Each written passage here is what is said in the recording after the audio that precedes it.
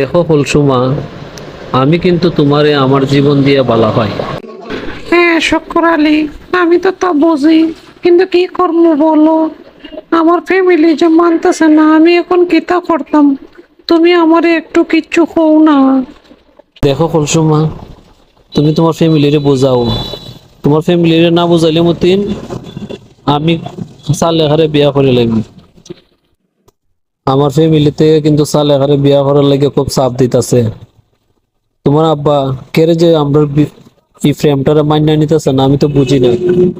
তুমি যত পারো তাড়াতাড়ি তোমার ফ্যামিলিরে ম্যানেজ করো, নাইলে মতিন আমি বিয়া করে লাগবে। তুমি ধৈর্য ধরো শুক্র আলী, আমি দুই একদিনের ভিতরে আমার ফ্যামিলিরে কথা হইয়ে দেখবো, কিচ্ছু একটা নিয়ে করা যায়। তুমি একটু ধৈর্য ধরো শুক্র, একটু ধৈর্য ধরো। তাহলে লও, আজকে আমরা উঠি।